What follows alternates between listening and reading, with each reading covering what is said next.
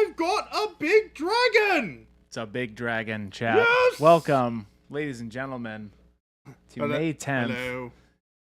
Hello, We got everyone. Ghost Hunter, we got Source, we got Paint Liquor, we got Avian, we got a Dwagon. That's right. We got Source, we got Big Bobzilla, #1 today in the chat. How I you hope guys y'all doing today? are having a wonderful afternoon.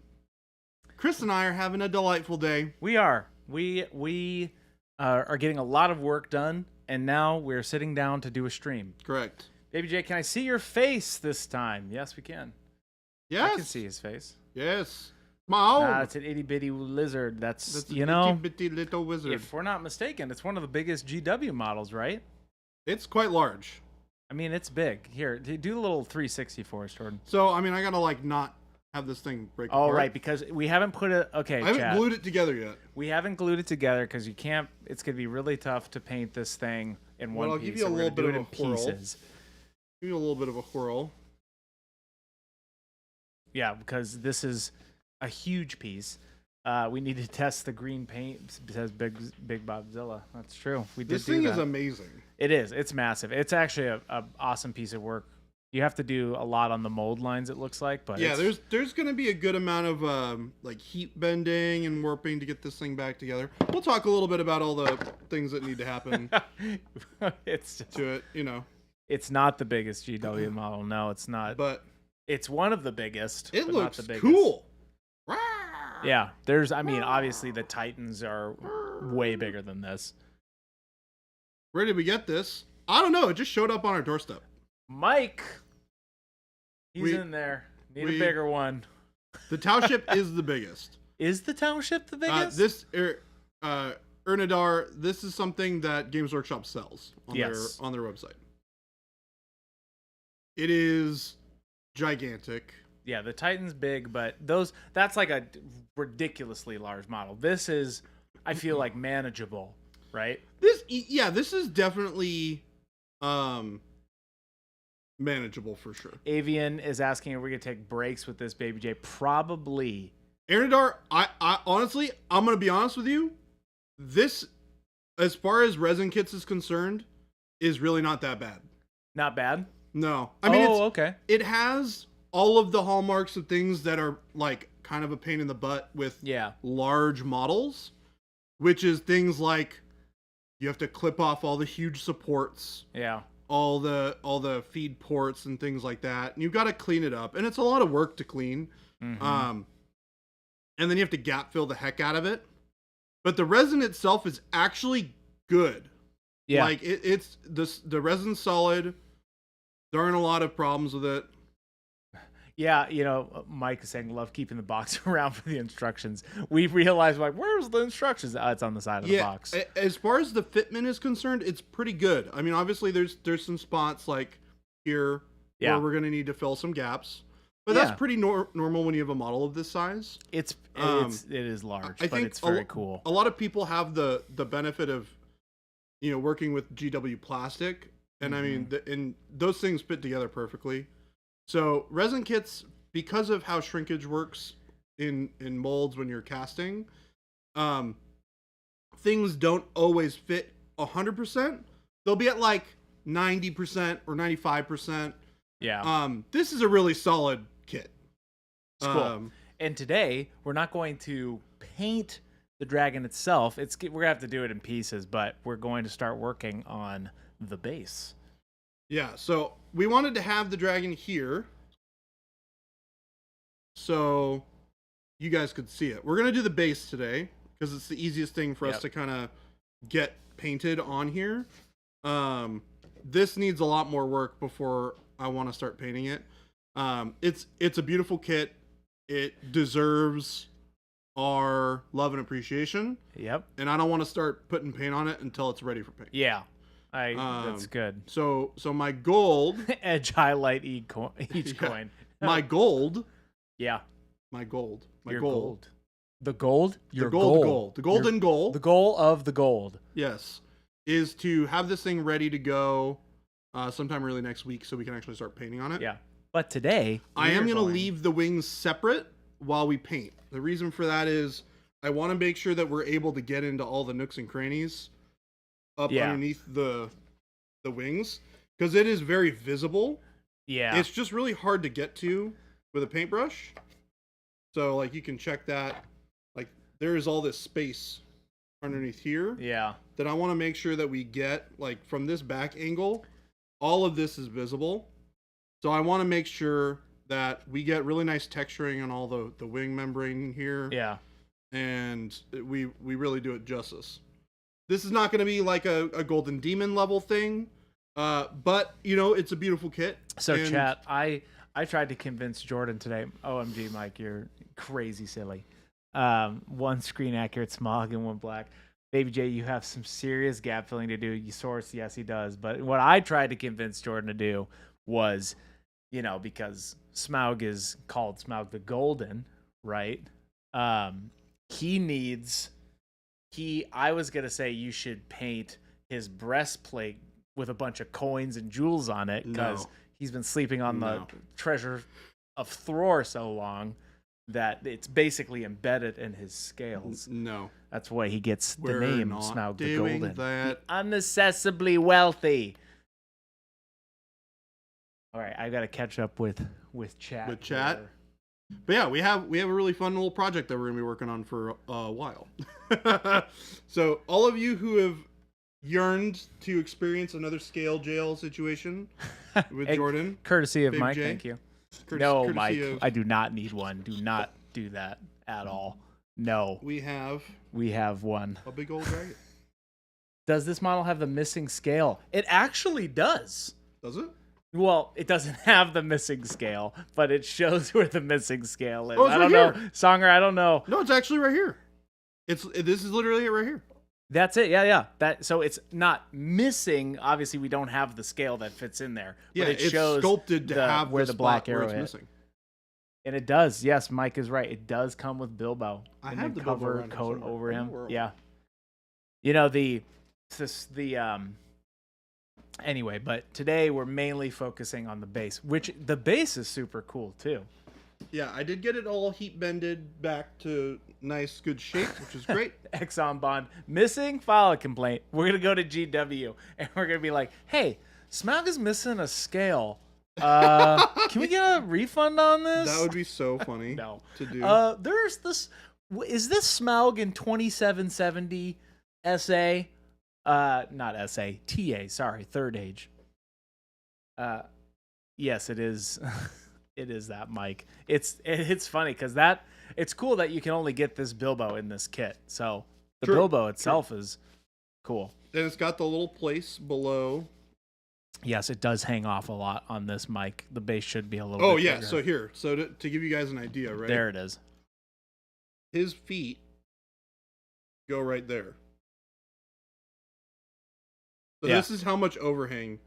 And bear in mind, his tail wraps all the way around to like here. Yeah, it does. It's huge. So if super cool model, but the base I believe should be Mike's got a good it's got to be twice the size for sure. So this is how much more tail we're missing. So if we have game delay and source. Bilbo's right there, isn't he? He's just invisible. He's got the ring on right now. He's got a big old tail. Yes, Mike. I think the base is cool, but the base should be bigger. I think. I wish the base is a bit bigger. It just seems like it's too much overhang. I totally get why there's overhang, and it's probably just too heavy at that point. But there's a lot of that. No, what's up? Welcome in, everybody. If you are not here or just now joining us, obviously you're here because you're in chat. We are painting or starting to paint Smaug the Golden. Smaug the Golden. Chiefest, greatest of calamities. The unaccessibly wealthy. Ryan Wallace, welcome in. We're going to need a bigger base, Wad. We're going to need a bigger base. That's right. We are going to need a bigger base. This thing is... I can't wait for Jason to walk in. Not today, because he won't be here by the time we're done. But, like, on Monday, and this thing's just like chilling, and it's just like, holy crap, that thing's huge. Avian's asking, how far away is the camera from the Dragon? Do we need a bigger camera arm? You know, it's funny because that camera's maxed out because it's fully zoomed out right now, right? Yeah. It's pretty, So if you zoom out even more, right. So this is the maximum I can zoom out. Yeah. So. And the camera is probably. We don't deal with models this big, so 4 feet away. Just about the minimal focal distance on there. So. It's big. Like, if billionaires were more reasonable. Here's another good one. Kind of. Nom. It's 1:1 scale. Oh my god! Can you imagine a 1:1 scale? And I knew somebody's songer was gonna say that NMM on the gold coins. Nope. No, sir. We will not be doing that. I think that might break, Baby J. I would be dead. I would, but this is the treasure hoard of Thor. The treasure hoard of Thor. But we are going to prime it. The model is big and the brush is dry. That's right. He's priming it. It is a very cool model. It is a very pretty model. All the Lord of the Rings stuff is, in my opinion, some of the coolest stuff. I don't. Brutal Burrito. I don't think he is submitting this for a golden demon. No. Awkwardish Panda. Look at these wonderful faces. Awkwardish. Welcome in. Need the D100. We could get that out.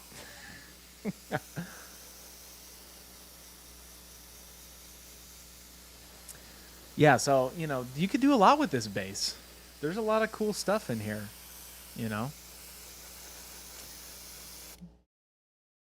The year was 2770 of the Third Age, when a young Smaug, the unaccessibly wealthy, came in to sack Erebor.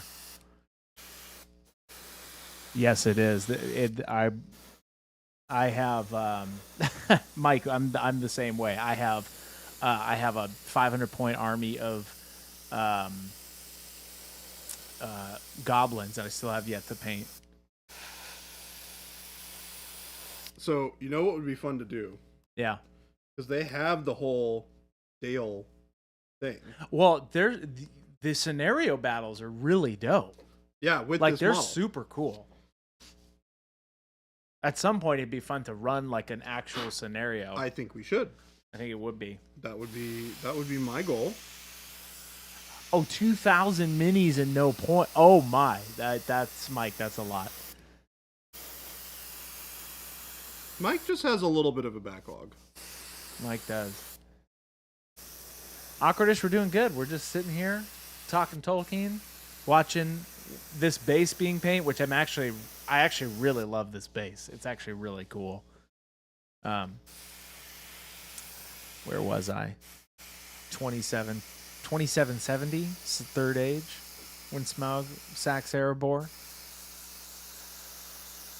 Then he sits on the treasure hoard until what, like I think it's like 2940 or something like that.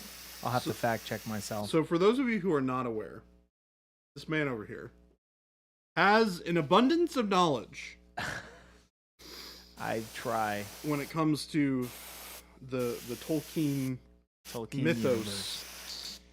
Yes, I've loved Tolkien since I was a kid. He was a great inspiration of my imagination. The world building that he did was fantastic.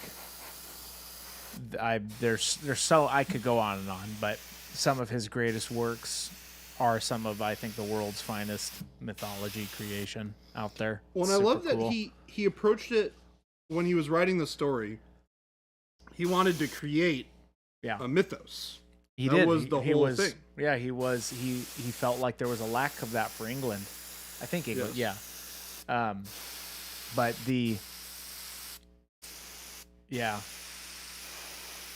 no, Avian, I don't know, don't quote me. I here's the thing. I still learn. I will still like learn about stuff.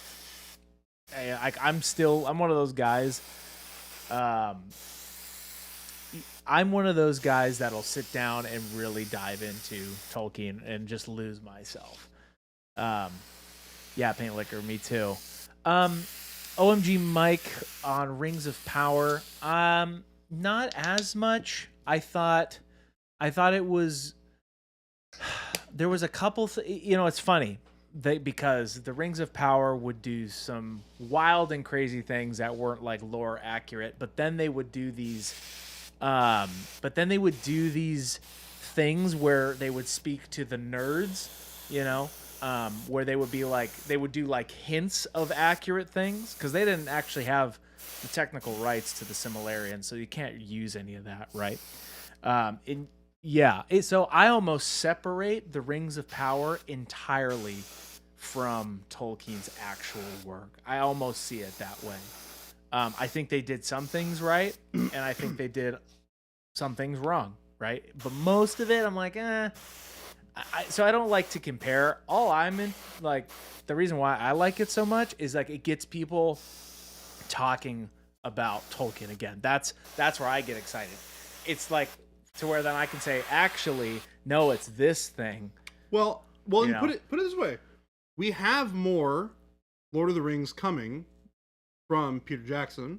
Yeah, that was announced yesterday. The Hunt for Gollum. I guarantee you that would never have happened if Rings of Power didn't exist. No, yeah, I think there was a resurgence.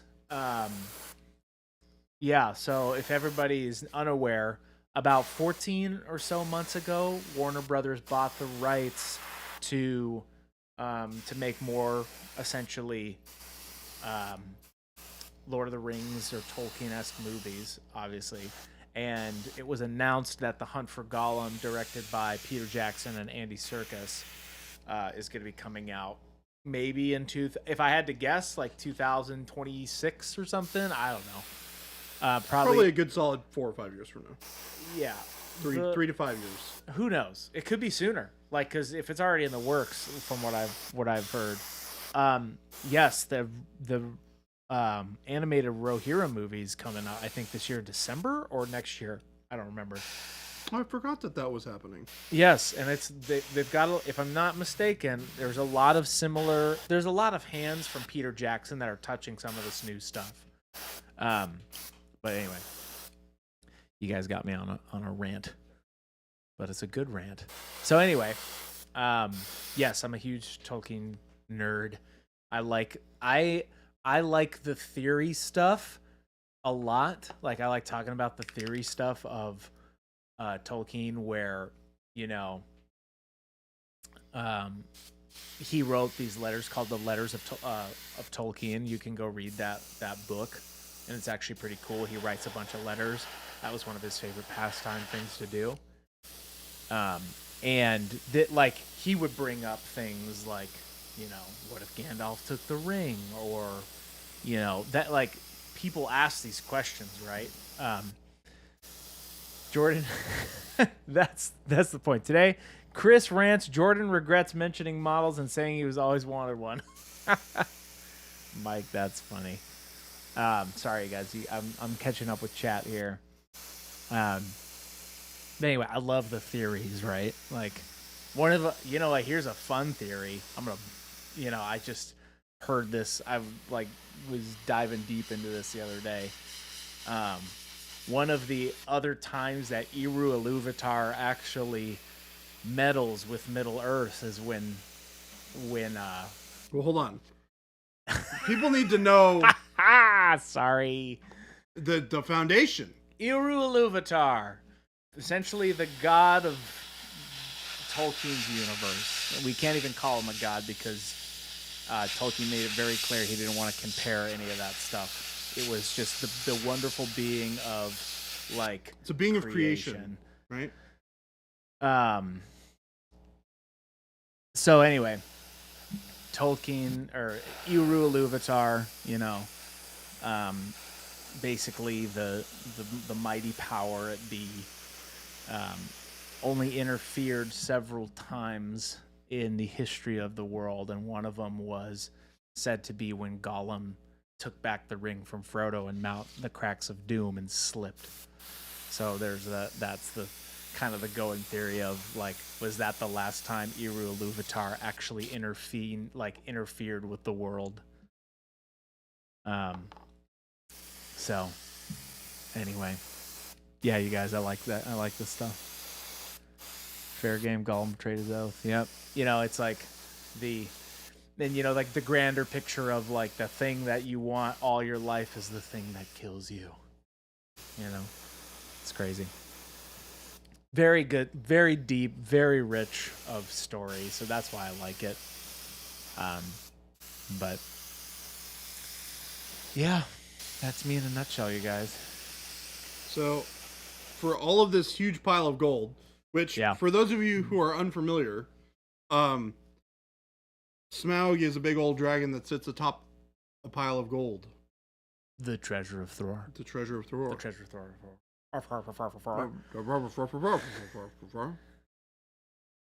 Today is his Mother's Day here in Mexico. She was a space marine. Hey, happy Mother's Day to everybody in good Mexico.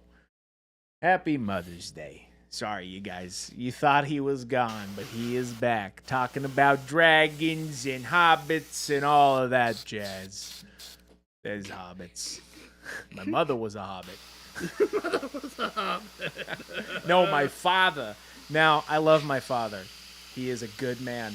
He's a little Italian man who looks like a hobbit sometimes. My aunt's mother's sister on the father's side was also a space marine.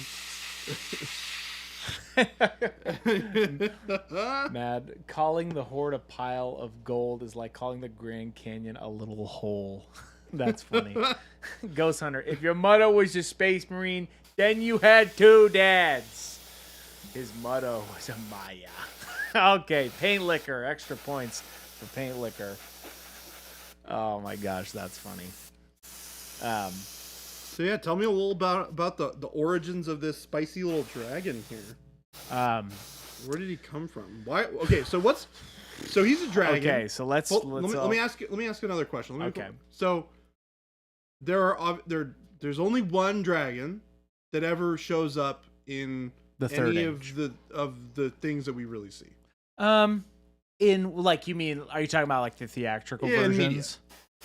Oh wait, before we go into that, we have a painting question here. Oh yeah, hit Finally settled on the Angels of Vengeance color scheme for Dark Angel's army, and I was looking through the tutorials and found one for faded red cloth. What would you do to change that to just a deep red cloth to fit the Angels of Vengeance color scheme? Found one for faded red cloth. So typically when you're doing faded red cloth, the highlights end up being like really desaturated and really like faded colors, right? What you can do is you can build those up to build your vibrancy and your value up, so you get those nice highlights, and then you can go back over it with transparent red or transparent red with a touch of like transparent yellow in it, to bring it back to a more vibrant red. Now, if you want a more deep red, you can add a little bit of like red plus a little bit of like black transparent or something like that. Thin it down, add a little bit of glaze and wash medium, and glaze that over the top.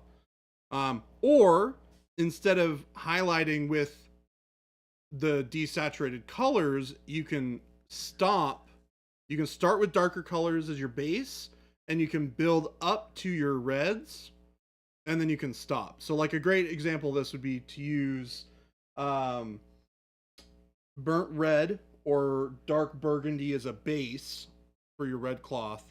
Build it up with burnt red. Build it up beyond that with a little bit of red oxide, and then build pyro red. And then you can do a touch of the new orange red on top, and then you can stop there. And you'll get a really nice, dark, rich red. I like that. Without having to go with the desaturated colors. So I think that's a really good way to do it.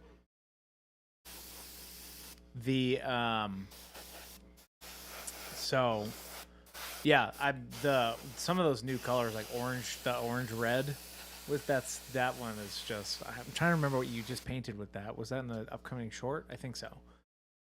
Anyway, I think it's coming up.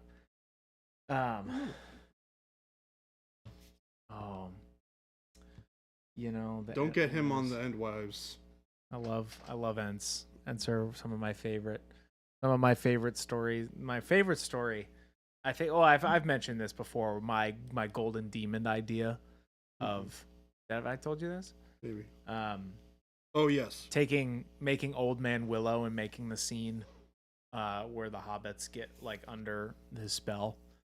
And remember, I've never read the books. Oh, you haven't, Jordan. You gotta read. You gotta start reading. Those are great. There is a lot that gets left out. From what I understand, there's so much. There's like a substantial amount of story that gets left out. Okay, I'm gonna do some major cliff notes because we're not gonna get to this. This is still a painting stream. Here we go. Smaug, a young dragon at the time, 2770 TA, starts to fly towards Erebor. He was said to be a very young dragon by himself and Gandalf at the time. We don't know if he was in the War of the Dragons and the Dwarves and the Dragons and all that stuff. But he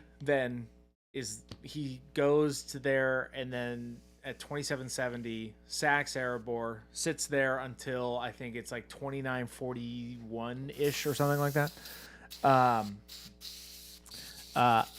Brutal Burrito. Warning, the books have significantly more singing than the movies. Absolutely. Jordan does have homework, Mike. You'd probably love. They're such good reads, dude. The books? Yeah. The Silmarillion is a great one. I just bought that. I've read that several times, but I just bought the audiobook and I'm reading through it again. But it's by Andy Serkis, and it's so good. So it's interesting because while I haven't read the Silmarillion, yeah, I am fairly familiar with a lot of the cliff notes. Yeah, here's the thing. The Silmarillion is awesome. You have to read it a couple times to digest it. There's a bunch of great like wiki resources out there that you could fall down, right? Yes, Ryan Wallace, massive nerd alert. And I'm actually excited to see this workup that Mr. Jordan's got here. Just to explain a little bit of what I'm doing here. Excuse me, I was coughing in the mic before we get too deep into story time. I want to have a nice rich like volume to the gold. So I'm starting with these really kind of earthy colors. We did warm brown followed by burnt sienna is what I'm applying here. And then we're going to put over that the golds. And then we're going to give it a wash, and then we're going to give it a little bit of a dry brush. And that should establish all of our like kind of gold piles. And what I'm going to do with the washes, you're going to see I'm going to define kind of shadows in the forms of where the gold is piled, so that you see like hills, right? So the darker parts are going to be as the hills kind of valley out, right? Oh, I see. And then we're going to keep the brighter sections where the hills peak. Nice. Right? So you're going to be able to see lots of different areas of volume. And then once that's all done, we'll go through and we're going to paint all the cool little things that are here. The trinkets, the chests and things like that. Yeah. There's a lot of really cool detail on this that I want to get to. They did a good job of not putting a massive, like, crazy amount of trinkets in this pile. Because I feel like then it will become ridiculous. Yes. Like, there's still a bunch of stuff in here, but it's all relatively the same. It is the base. But will it be shaded appropriately for Smaug when he's above it? Is asking OMG Mike. What's that? Mike's question right there is, but will it be shaded appropriately for Smaug to be above it? Well, the nice thing about models of this size is that they cast their own shadow. So I don't actually have to worry about it. They create their own shadow. That's actually hilarious. It's not something you really have to think about with models of the size that we normally paint. That is true. Those wings, because this base is so small compared to the model, will cover this up. Yes. No, that's a cool way of doing the goal. I'm excited to see the workup. But yes, going back to what everybody's saying, the Silmarillion is kind of like reading the Bible of Tolkien's world, right? I think that was kind of the goal. Right? Yeah. Mike is saying, "Are you want to make his chest so it's like the deep fire breath that's about to come out?" Oh, that could be cool. That actually could be dope. I'd have to watch the movie again. Yeah, it's really cool. To get an idea what that effect looks like. Anyway, so yeah, dragons, they're cool. He now the father of dragons, Glaurung, it wasn't actually the winged drakes didn't show up until the War of Wrath with Uncalagon the Black leading them. Though is there an English translation of this? What's that? Is there an English translation of this story? Yes. Yes. Sorry. I'll put it in very, like if I haven't read I'm just messing with you. Okay, so there were dragons, right? Big ones. Then there was the big guy, the big bad guy who was like, you know what? My final thing I'm going to do, I'm going to release these on the world. And he did. And Dwagons. They were Dwagons. That's right. No, Morgoth unleashed Glaurung, blah, blah, blah. Different. He was the father of dragons. Not even really relevant. They all didn't have wings. Cliff notes. But Smaug was kind of like the last really accord we have of dragons in Tolkien's world, right? And he was big, and he was old, and he was strong. He was one of the biggest of the fire drakes.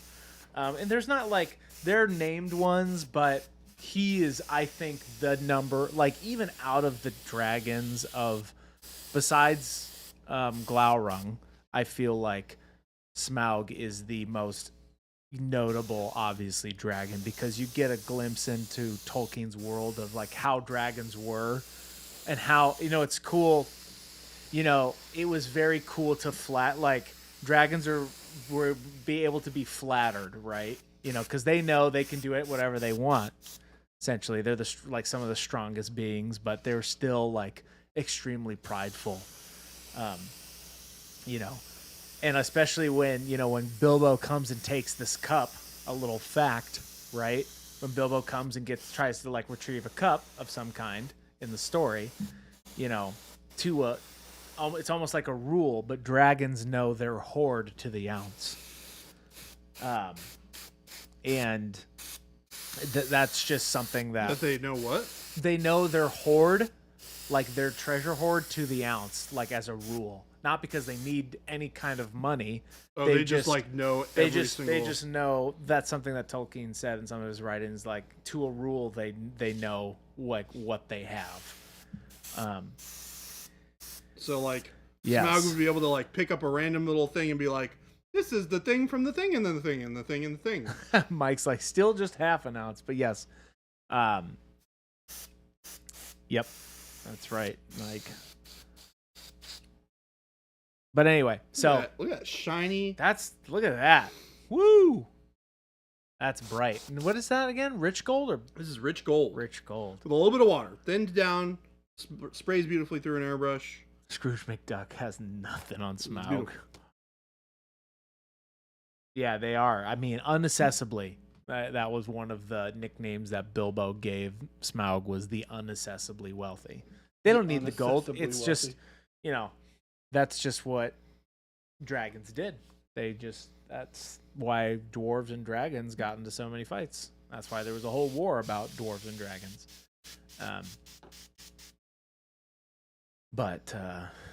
Yeah. Yeah, dude. Yeah, dragons, they're cool. Glaurung was if anybody has time to go back and read through the release of Glaurung, he was obviously the father of dragons. So, and they were all eventually destroyed, right? Yeah, or some were lost to account, but most of the dragons didn't survive. But, the other thing is a lot of Tolkien's works are left unstated in certain areas. And he intentionally did that, which is really cool. Like, if you go back and read the letters of Tolkien, he'll start a lot of his sentences with, well, I'm not sure, but if I had to guess, like something like that. That's super funny. It's super cool because it shows that he's creating the world that is just massive. But airborne greenish marble stone on those rocks. Ooh.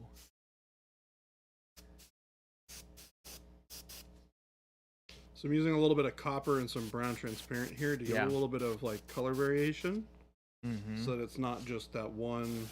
Ooh, that's a good idea. Mike was saying, looking forward to that airborne greenish marble stone on those stairs. That could be kind of cool. That I'd have to get a little bit of a reference for. Yeah, it's kind of like it's like greenish. It's like green dark stone, essentially. Okay. You know, kind of. Yeah, you would. I have an idea. If you go back and watch that Smaug scene again, that will I know exactly help you out. I have a really good idea. This is already super bright. This is gonna be such a cool model when it's done too.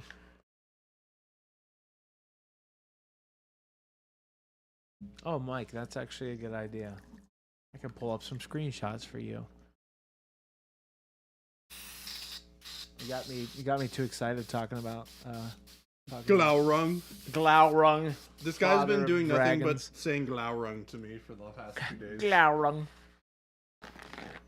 Scrumbly Dumpus. Scrumbly Dumpless, welcome. Hello. Game delay. You're funny. Bilbo wasn't stealing from Smaug's treasure. He was just helping the dragon get things off his chest. Where's the model from? Zazin, this is from Games Workshop. They sell the Smaug model. It's huge. It's fancy schmancy. I can see that, Jordan. Huh? Oh yeah. Oh Bringing up a yeah. Oh yeah. reference. Oh yeah. See that kind of greenish stone? Yeah, they highlight the heck out of it for that. But I get the idea. Yeah. You know, just that kind of stuff. It's like a jade. Yeah. Like a deep green jade. Like I told, obviously in the movie, it didn't really depict this very well. You could see a little bit. There was a couple scenes where you could see the gold falling off of. There was this one part where the dwarves are hiding. There was this part where the dwarves were hiding under this like ridge, and Smaug was walking over them, and you saw the gold coins coming off of his chest. Mm-hmm. That was kind of like a small reference they threw in there. But you know, the books, and he's described to having much like almost like a second coat of armor from all the gold and gems that were on his belly. Zazin, this is now his new Golden Demon entry. Nope. Nope. Mike already sent over something that I now have to do for Golden Demon. That's true. To be fair, I was thinking about doing it anyways, so now I'm just gonna do it because it's there. Now I want to see Jordan paint the Thranduil on the moose. That is a cool model. They did the Lord of the Rings like setups very well, which is cool. Like the Thranduil. They have great pieces. Like there's a lot of really cool models that they have. Like the Emperor for the whatchamacallem. Yeah. Is Mike super said that's cool. why he sent it. Yeah. But yeah, they very cool. Like even this base, I think, is just getting me jazzed. Honestly, you know, when we were talking about doing the base, I was a little bummed because I was like, man, I really wanted to work on the dragon today. Sure. But I was like, it's the foundational part of the model. Yeah. So it's important to have it done. Yep. Because, you know, then we can paint the dragon red and then we can glue it down and we can have it kind of ready to go. Do it legit. But yeah, the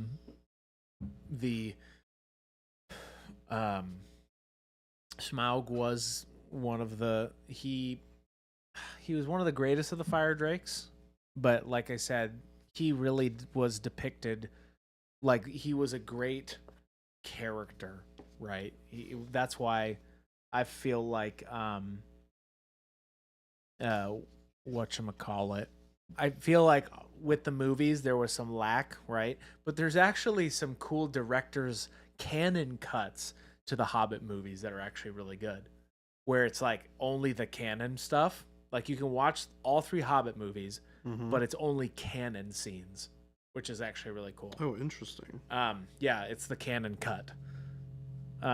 It's way shorter, obviously, because they put a lot of fluff. They made one book, 3 into whole 3, movies. which I get. I totally get like why they did that, obviously for money and stuff like that. But, the callback to that is that, Tolkien's The Hobbit was like his masterwork, right, for his kids. So, and he wrote that before, right? Yeah, that was one of the first things he wrote for his kids, for like their like building the world, and then he ended up, So, Panic Bomb. So Jordan's doing 2 Golden Demons. I don't think so. Not happening. I might do multiples. You might. This will not be one of them.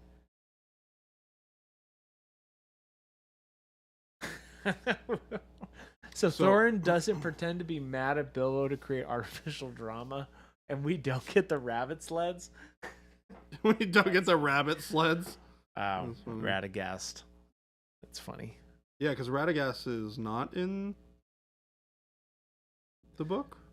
No, he is. There's history behind Radagast and the whole that separate history, but that's really getting into the weeds. Paint liquor. The One Ring was a magic ring until it wasn't. You know what? I will admit I did like the White Council. I thought the White Council portions were very fun. Of the Hobbit. Like those made me really happy. I don't know why. It just got me really. I did the three this year. Baby J could do. Yeah, you know what? Awkwardish is saying she did 3. Really? That's really cool. Zazin, Smaug is a red color, like his scales are. He's called the Golden, because of the reference of his wealth. Going back to the Rings of Power, Zazin, I said this a little bit earlier. Yes and no. No, if you're looking for a super accurate Tolkien lore accurate thing. So the no on that. Yes, as in it was entertaining. And it got people talking about Tolkien more, which makes me more happy. Right. I thought that they did a lot of weird stuff in the Rings of Power. But what I tell people is like, I totally separate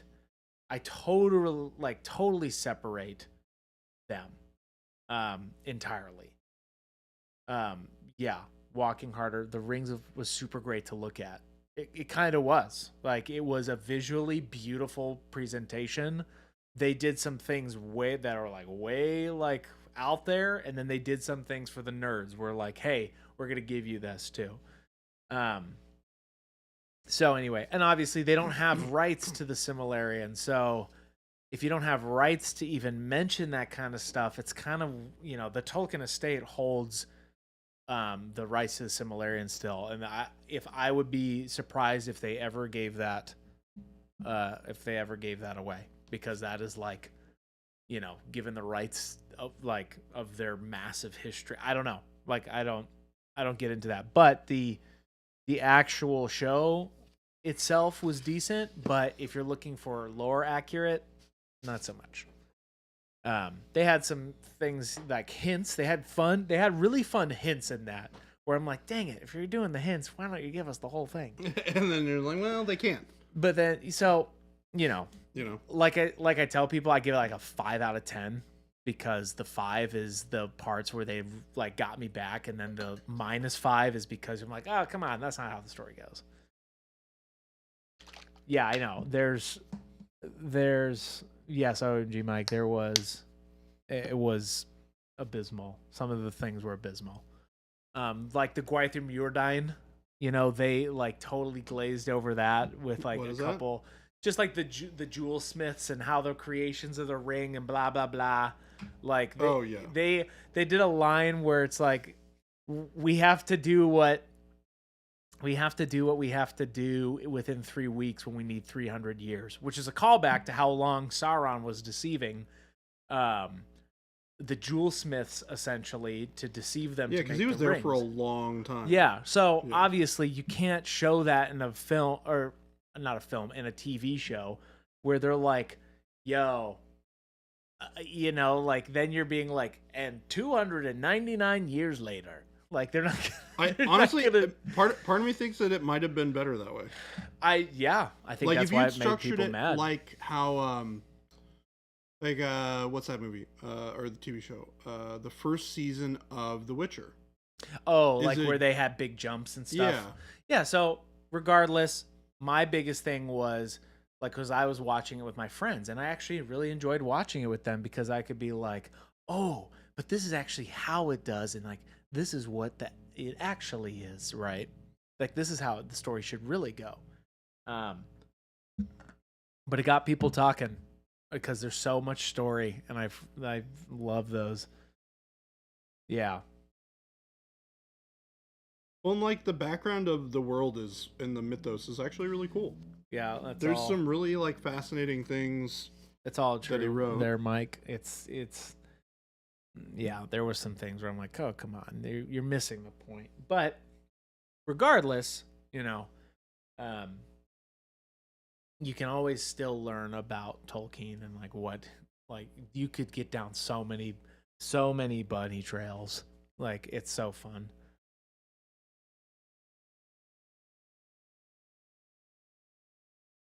Exactly, and that's very true. No lesser rings, just the Elven 3, and they won't make more because why would they? Yeah. So I'd be curious to see how they because they have to wrap. We all know what happens, or you know what I mean. It's written. Like it's not something that is not news about the things they left out. So, it'll be interesting to see what they do with that. But I'm liking this choice of green, Jordan. Yeah, this is dark fun emerald. Base. That's dark emerald. Yep. And it's gonna get a lot darker. And then we're gonna build it back up. Mm-hmm. That is a fun looking base, man.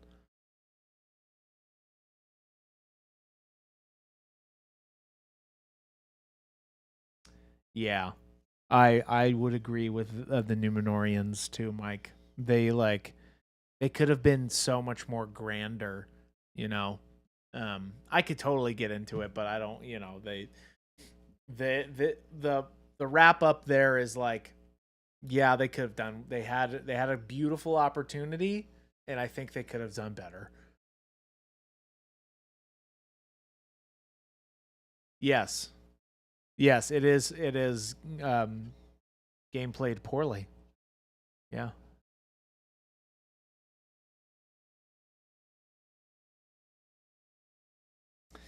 Yeah. You know what's so Jordan, for a model, do you do a lot of sculpting on your models, like for your golden demons? Yes, I will be for. You do a lot of sculpting. I will do a bit of sculpting. I don't know if I would do a lot, but like I would do some repositioning. Yeah. Now I'd customize it. I think if I had the gumption to find, I think would be a fun golden demon would be to take a story that people don't talk about much from Lord of the Rings and do that, right? Like the old man Willow scene. I think that would be fun. But then the only thing getting judged essentially is like obviously the presentation, but then it's just like the little Hobbit models that you have to paint. It's like some would be the only plastic obviously on there, unless you make some crazy thing out of Tree Lords or something. There's a lot of really cool things that you can do. And the nice thing is, when are you guys bringing Nerd of the Rings on stream? Brutal Burrito, that channel, dude. I love that channel. I love that channel. That's a channel I will put on just repeat. That guy is, I forget his name. I think it's Matt. Yeah, he's amazing. Like the knowledge that guy has, and he knows he got an interview with he's getting interviews with a lot of people, which is really cool. Game delay. Best non-canon Lord of the Rings character is my arch nemesis from Shadow of the Ring. That orc that would not die and ended up with a metal mask over his face and hated me so much. I never played Shadow. I played Shadow of Mordor for like a day. I played through it. I actually really enjoyed it. Yeah, I don't know too much about the story behind that one or like what goes on. Oh, games played poorly. The troll's in the middle of being turned into stone. That's a great idea. That's a great idea. There you go, Chris. Do it. The 3 trolls. Oh my goodness. Christopher's doing it now. Games played poorly. I will give you credit if I do that, because you all know my great shame. Me trying to make stone mega gargants. Oh my gosh. It's all round circle, baby. We're in this game. That you have to do it now. Your life has come full circle. The Thorin's company and the trolls, where Gandalf, is like smashing the rock. Oh my gosh, how cool would that be? No, Mike, do not do these things. You do not do these things. You're so nice. Do not do these things. Goodness gracious. No, Mike. No. Oh my gosh, games play poorly. That's a great idea. That's a great idea. That's great. Then you make like the little you make the rush of the stone burst. Oh my gosh, awkwardish, you dare me? Well, now I have to do it. I double dog. It's not going to be great, but it'll be fun to do. There you go, Christopher. Dude, games played poorly with the 3-pointer from just from half court. No, not from half court. The half court shot. Oh my gosh, I could do like a whole diorama. Now here's the crazy part. All the dwarves will have to be in sacks. So do you just take the heads off all the little dwarves and you get little like yeah. Yes! We're in, everybody. That's such a great idea. Games played poorly. You got me good. I'm like, gosh darn it, why didn't I think of that? That's why we need you, chat. That's such a great idea. I had 3 ideas. Well, I had 2 ideas. Now I have 3, and now the third one seems to be dominating my mind. Thorne's Company trolls. You mother of craziness. Mike is a nice, kind soul. You do not need to be sending things to us. The fact that you're just here and supporting and watching is 1,000% more than enough. You're a kind soul. I had 3. Okay, let's go back to these ideas. First idea. My ex-2 wives didn't care for my ideas much. I'm laughing with you, hopefully. LOL. Okay, here was my first idea. Obviously, doing Old Man Willow, doing the Hobbits, and then having Tom Bombadil come and rush and do his thing, blah, blah, blah, right? But I don't really like the Tom Bombadil sculpt. Making an Old Man Willow would take 5 years, probably.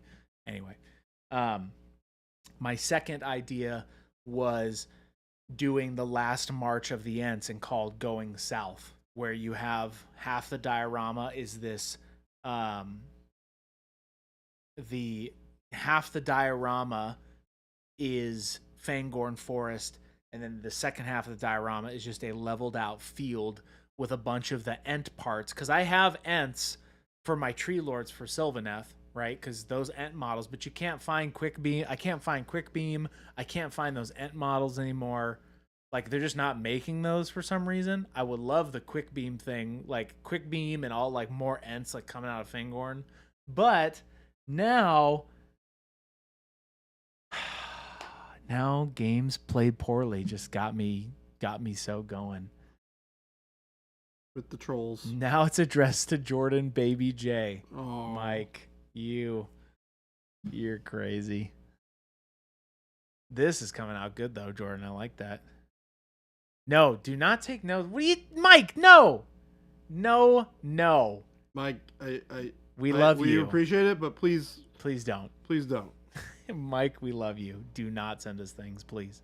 We My just golden love having you demon. here and partaking in the stream. Please do not. T778, loving this base. This base is dope. It is very cool. I'm glad that you told me about the whole like emerald thing. No, that was a good one on Mike. Mike, that was a good call. Because I think it's gonna look really good. Yeah.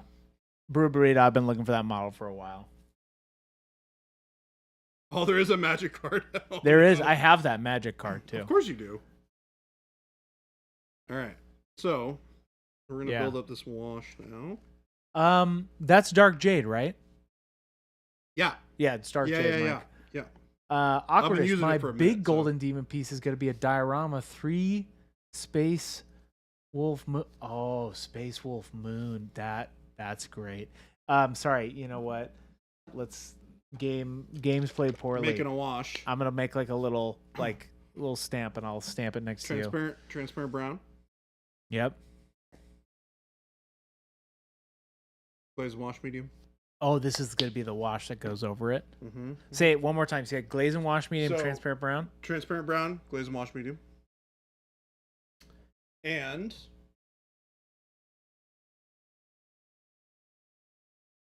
I'm thinking. Did the stream freeze? That's funny. Walking harder. I want to see all those painted all those little treasure chests. Me too. But we're gonna do the wash right now. Touch of orange, transparent. A touch of orange? You crazy. What? That's silly. A drum roll with that pause. Ready? There's a drum roll. Oh.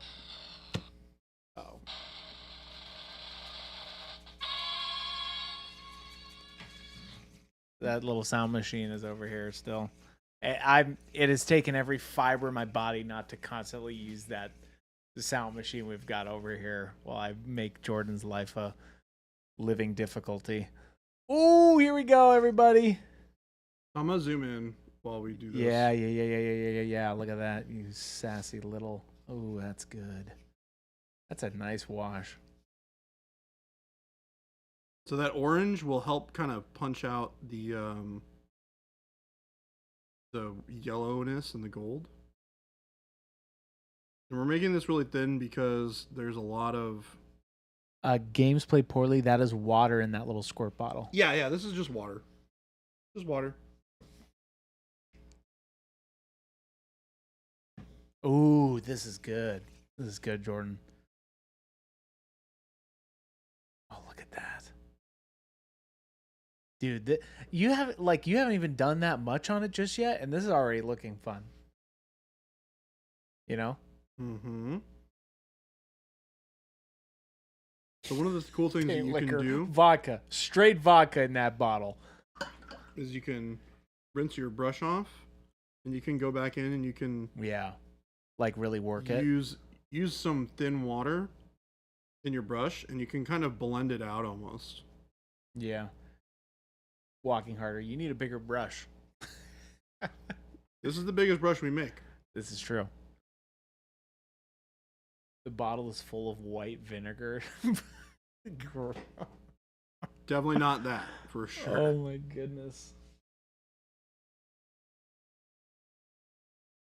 How does one thin water? Interesting. Got to do some dry brushing on that base. Yeah, what was your workup again? You had mentioned it at the beginning. Yeah, so it's If you're now entering, it's warm brown, airbrush over the whole Yep. volume of gold, right? Warm brown. Warm brown Okay. to start.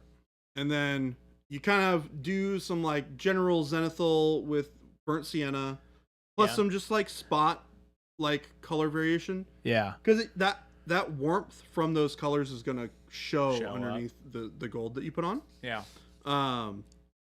And then I did rich gold over the whole thing. And then I did a little bit of copper and brown transparent, like 50-50 mix, airbrushed in some spots so you can see a little bit of color variation. Yeah, like okay. Here and here and here. It's hard to see on camera maybe, but it definitely shows up in person. I can see the darker spots you've got over there. Yeah, it's like a little darker and a little bit different in hue. Yeah. And that's just because not all gold is exactly the same. Yeah. Right? There's a little bit of imperfection Tarnished in it. gold, older Tarnished gold. Exactly. That's just kind of giving you the idea of it did it again, didn't it? It did. Yeah. It's okay. At exactly 3:00. 3:03. Wow. Yeah, isn't that weird? Odd. Anyways, so that is to kind of give you that little bit of color variation. Yeah. And then what we're doing now is we're putting in all the shadows of where that gold would pile up. And then we're going to go back over it with a dry brush afterwards. Okay. To bring the color and the brightness back. Yeah. Awkwardish, thank you for playing safety on that. Don't eat the paint, everybody. Yep, don't eat the paint. Don't eat the paint. Folks. It says it on the sign, which is right there. Don't eat the paint. Don't eat it. Don't eat the paint. Right there. Don't eat the paint. By the way, OMG says, by the way, the new sign is dope. Doesn't come up much these days, but major improvement. Thank you, Mike. Gabe and Jason have been working very, very hard on that website, and I will definitely relay that because we appreciate that. Yeah, Gabe and they've been working hard. Jason have been really hard at work. Yep. Yeah, the new website is great. Gabe worked on a lot of the little nuances, and so did Jason, and it's just worked out great. So thank you for that. Meanwhile, Christopher and I got to watch from the sidelines. That's it. We have our tasks. We have our own tasks. I'm an editing machine right now. Tell Gabe, don't tell Jason. Why not? It's non-toxic. Zazin, no. Paint liquor, it is a real sign. It doesn't say on the bottle. Does not mean. Does it say it on the bottle? What? So Walking Harder says it doesn't say it on the bottle. We're talking about eating paint, Jordan. I'm trying to avoid the subject. The Dark Umber T778. The Dark Umber is tempting, but I fought hard not to consume. Well, I'm glad you didn't eat it. Because you're not supposed to. It's on the sign.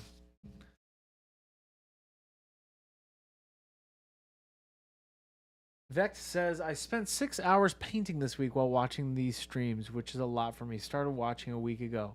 So glad to have you, Vector. It's Vector, right? Welcome. Yeah. Yes. Yeah, welcome. I'm so glad you're here. Sorry, I just was mesmerized by Baby J's wash over here. Looking real good. You can see I'm kind of like leaving this bigger pile in this kind of upper area, a little bit more exposed. Yeah. Yeah, T778, I was talking about the last time I was on, I was talking to Jordan about getting inspired. This has definitely inspired me to do my goblins. Oh, T778. I actually have those. Which one goblins do you have? You have Gits, or do you have the Middle Earth Goblin Town? I have Middle Earth Goblin Town, and I think I actually have 50 of them. But I'm gonna do like 50 of them. Casual. I think I have 50, maybe more. But you can with that army, you can bring on a bunch.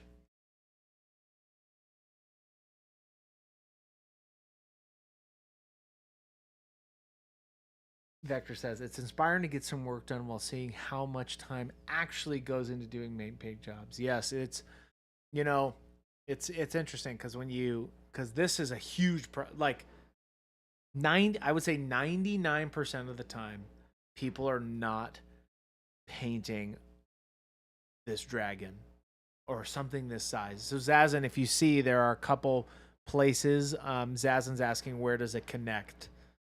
Oh yeah. So you can see footprints right here.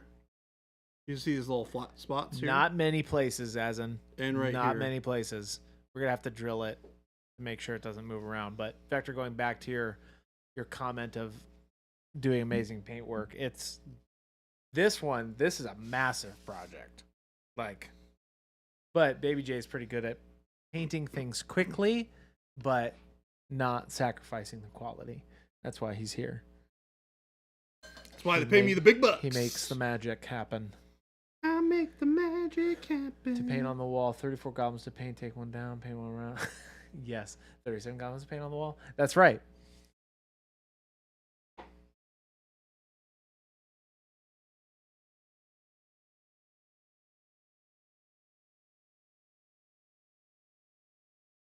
Yeah. Source that what Jordan does in a day takes me weeks. That's what Source just said. Okay.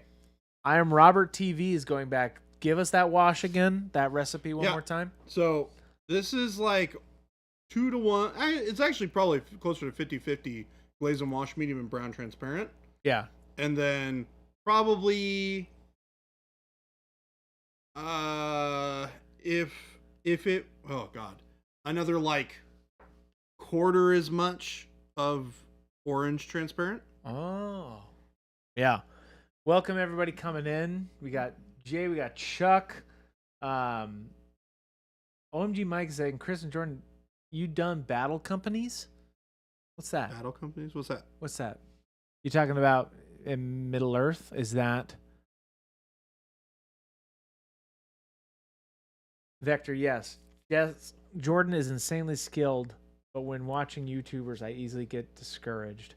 Yeah, Vector, that's interesting you mentioned that. It's, you have to kind of take all that with a grain of salt, right? All the artists that give tips, that's why I personally love our signature artist, Vince, right? Vector, I'm sure you've seen some of his, but Vince does a great way of not, just giving you some good info, keeping it basic, but also bringing a very valuable piece of content. So I just added a ton more water into here because I want to. Oh, you added more?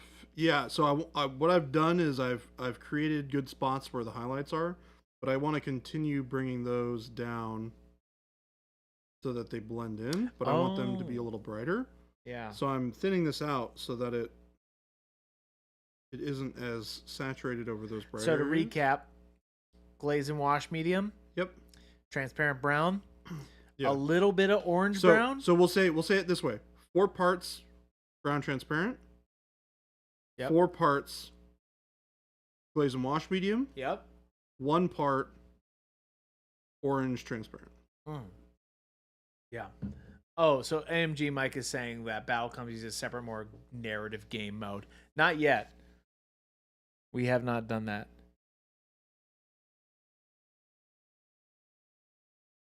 Yes, Jason does make great guides. That is something that's on our list.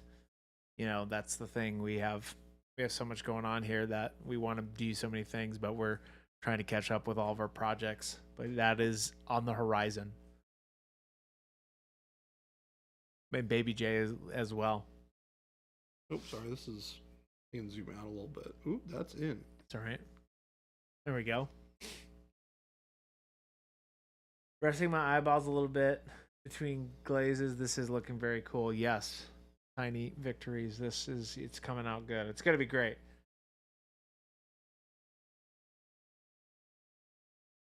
Yes, Awkwardish also has a good point there. You rarely see people make mistakes on YouTube. It's easy to get discouraged when you don't see the countless hours of practice, the major failures. Yeah. Obviously, I mess up all the time. When you see a video. But I tell people about it. Yeah. When you see a video, that obviously they're giving you the the best of the best stuff. It's edited, you know. Here we're showing you paint like live, right?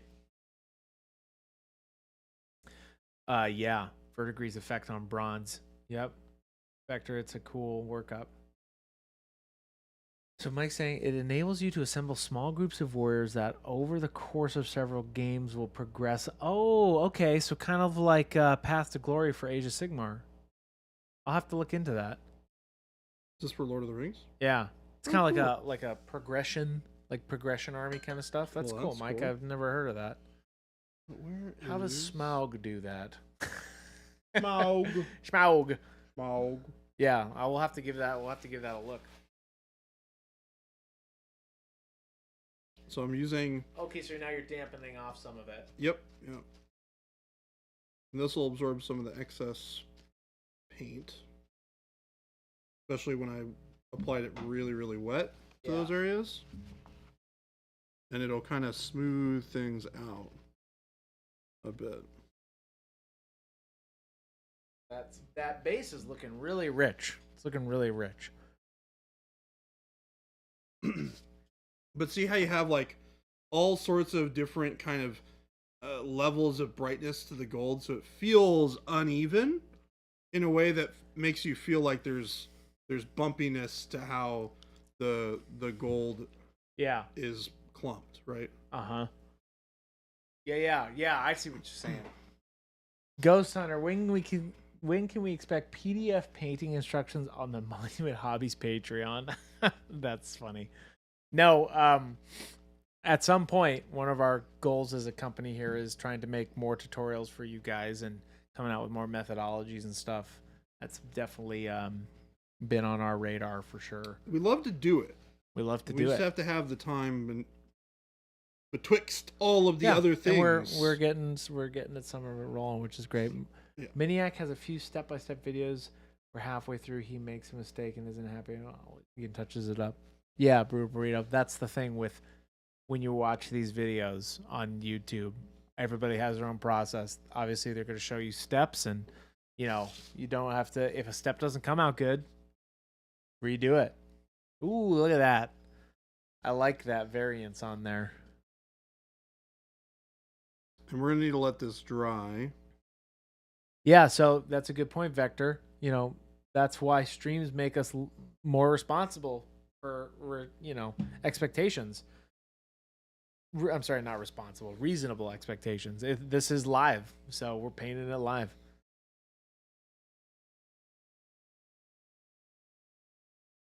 I'm Robert. Those how to paint shorts are awesome. I go back and revisit them frequently and try to apply the techniques in other ways. The 3 kinds of leather cowboy short was revolutionary. Well, we're glad you like that. That's great. I'm glad that helped you out a lot. It's one of the things that I've done for a very long time when I paint leather, and it's just so easy to be like, I'm just going to paint this all one color, of leather, and then I'm going to go through afterwards and paint it in wad. Looks like a toasty cookie. Mike said, "Did you wash the stone?" Oh, you're washing. I did. Now. Yeah. The idea is that the stone color will inherit some of this like shadowy atmospheric quality of the gold. Yeah. So that it feels like they belong in the same place. Like you see how this stairwell here feels like it's in the same room as this is here. Lord of the Rings. My favorite character is Smaug, Sauron, Gandalf, and Aragorn. Okay. Bobby, those hobbits are everywhere. Bobby, I don't want you looking at all those little hobbit men running around with magical rings. Christopher.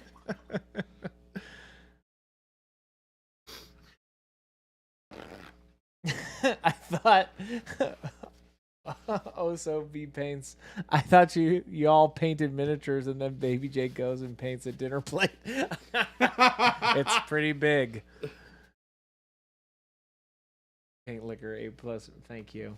That's one of King of the Hill is underrated in my opinion. That show is funny. Game is played poorly. You like how Baby J does stone, like on that Lizardman Frog priest model a while back. Yeah. Yep. That was. I try to make it as uncomplicated as possible. Yeah. It's like stone has a lot of different texture, has a lot of different color to it, right? Stone is never uniform in color.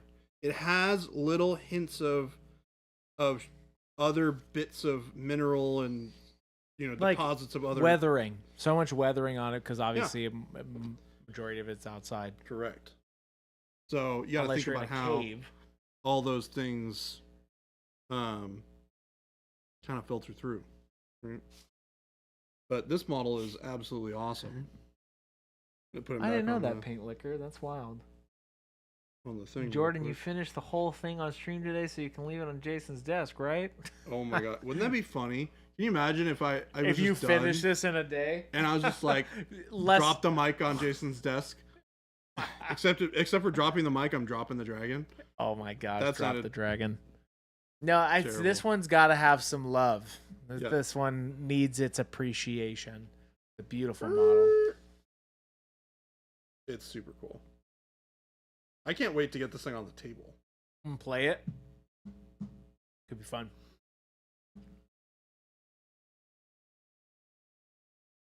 Mike's the one who keeps dropping things on Jason's desk. Funny. Yeah, this now I kind of want to see a 24-hour Smaug stream. Jade's huge. Yes, Jade, it is. Hold on, Jade. Look at that. Look at the wing. It's twice the size. The whole body, including the tail, is probably 2 Mega Gargants. To drop in the dragon.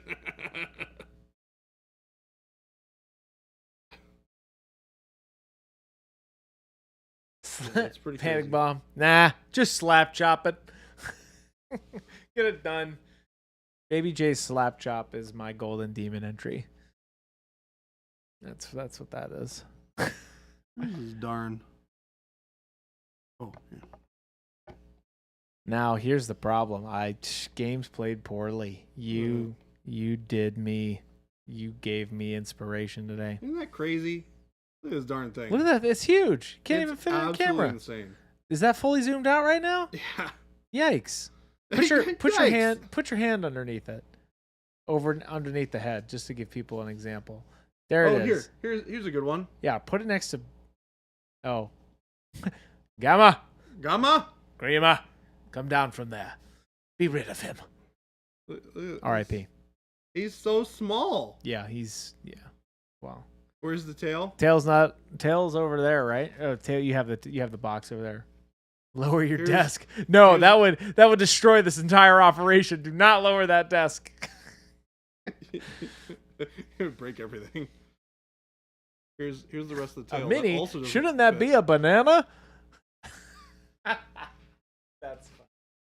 Put it in the mouth. Oh no! It's lore accurate. Kind of, not really, but not really at all. Yes, games play poorly. There are some major gaps. Well, we'll fix them. So they're smooth. They look smooth. Here's the thing, right? Oh, actually, we don't want to do it. Put a paint bottle next to it for reference. Bing. Good luck. Smaug is eating the donkey banner. Oh no. So here's the thing, right? So I'm gonna pull this up. We'll take a look at it real quick. So this fitment, right? Yeah. Doesn't look like it fits very well, right? At first glance. But the thing that you need to think about is the fact that this is resin and I can warp this. I guess that's just something So this shoulder joint fits really good. Yeah, I see. Like, this is pretty reasonable for a shoulder joint. This part back here, I can heat up and I can get this to come back into this shape. Interesting. I've never done that before, so I'd be interested to see it happen. It's not that bad. It really is not. So that with this wing, I think that's going to be fairly easy. This wing I haven't looked at really because I cleaned it up on stream. Right. Okay. Flipped it out right before, but we can take a look at it and we can show you. So, yeah, because look, that shoulder fits pretty darn good. So games played poorly. No, you're. It would be more of a heat gun than a hot, because he's asking you just dip it in a pot of hot water. Would that work? It will work. Uh-huh. A hot gun is better. Okay. Like an actual heat gun is better for that. You know what?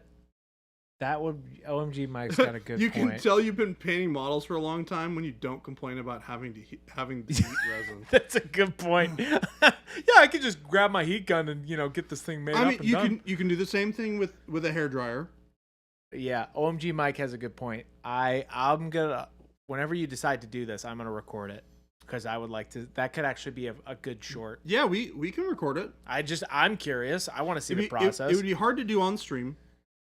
Only because I have to have an outlet, which I don't really have right now. Yeah, we'll have to look at that. But yeah, you can definitely dunk stuff underwater. The thing is, like, really, I don't know why I never thought about that. Is like malleable, like it's bigger than my hand. Yeah, and I got big old mitts. So this thing is a very large piece of resin.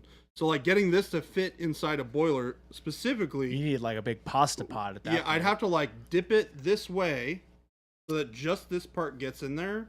And then I'd have to stick it in there and kind of finagle it. Let me get this off here. Oh, for a second I thought you were breaking the wing. And I'm like, what are you doing, Jordan? No. My mother. Oh, she'd be so sad. My mother. Oh, God bless her soul. That's something we can definitely capture, right? Yeah, absolutely. If you guys, you know what? Put it on the whiteboard. No, we don't need Gabe's whiteboard. We need Christopher's notebook. That's where the real work gets recorded. Oh, gosh. Christopher's notebook. Here, here, chat. It's a new thing. Christopher's notebook.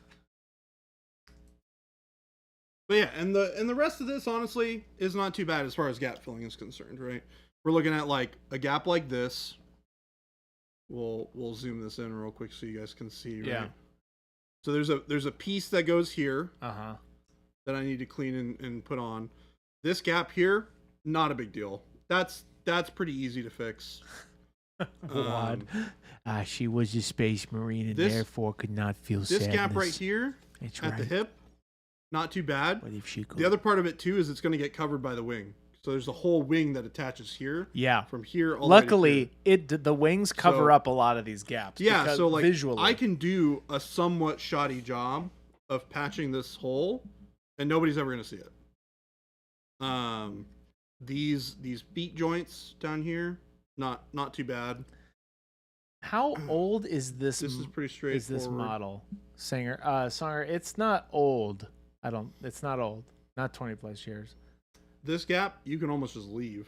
Like Christopher's notebook, where things Jordan and Chris are actually motivated to do.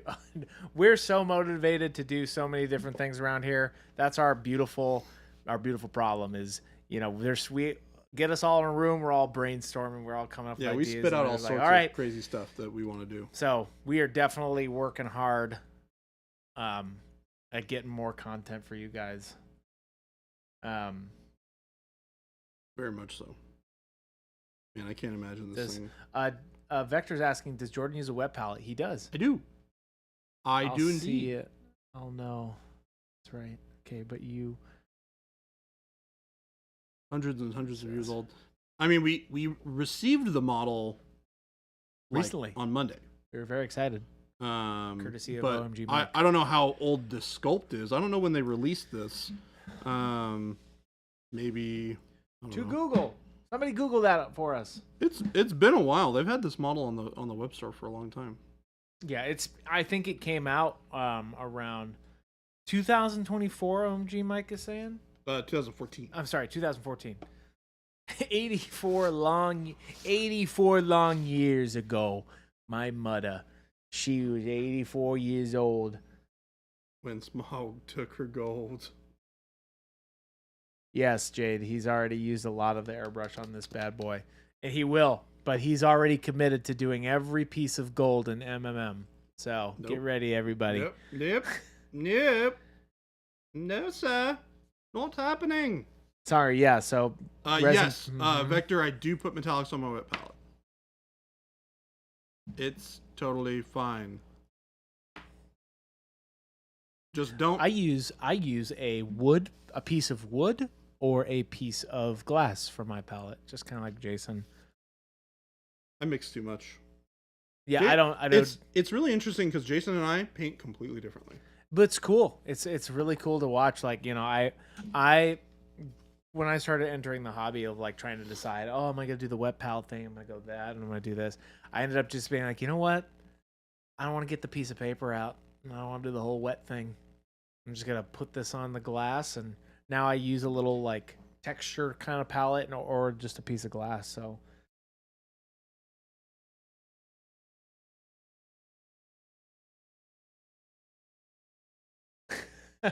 Smaug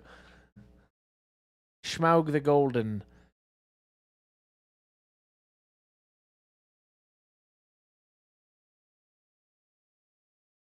Yeah, it is boys' night. We're out here. We're over here holding down the fort. I'm giving Baby J a couple little tidbits of lessons of dragons and Tolkien. Now we're going back and forth.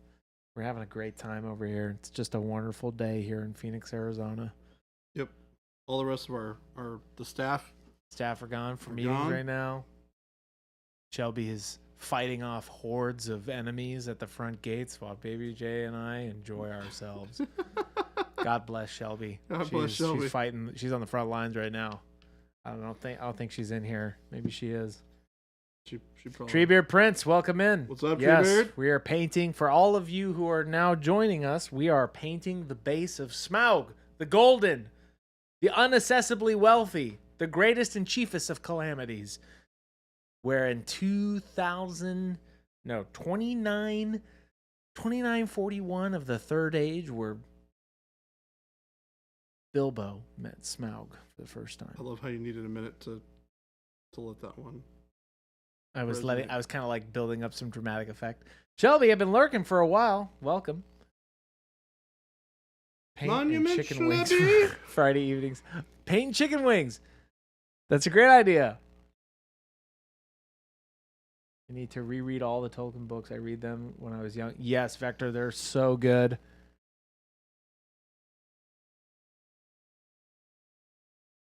Chris to Shelby before coming to stream. That's funny. Yeah, Shelby's in the chat. Let's give a round of applause for Shelby. Oh, the sound machine. It's trying to clap for Shelby. Yeah, Shelby! Woo! Woo! Ladies and gentlemen, Shelby Fisher. Starring Gautier. It's Saturday Night Live.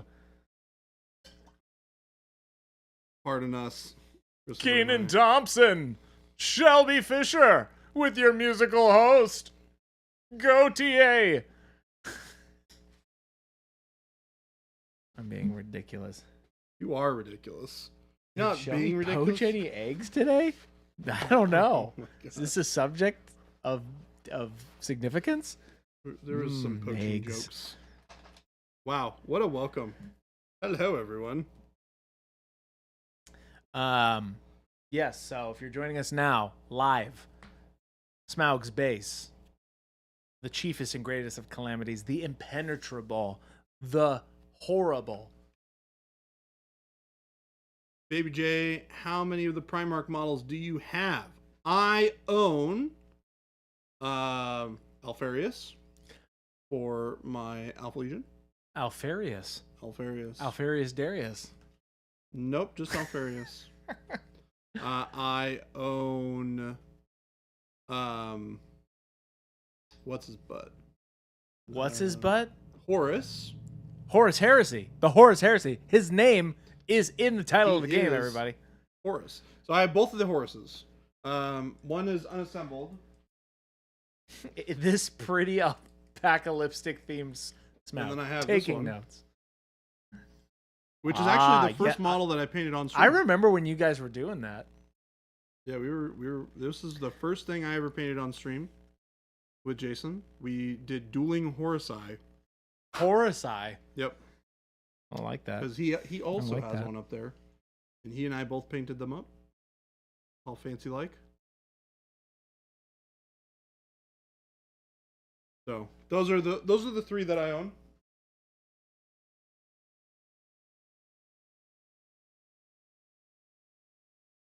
Baby J cheated. I don't know what you're talking about. Baby J cheated. Why'd you Don't know what you're talking about. You couldn't possibly be telling the truth. Yeah. So this is the base of the Smaug model.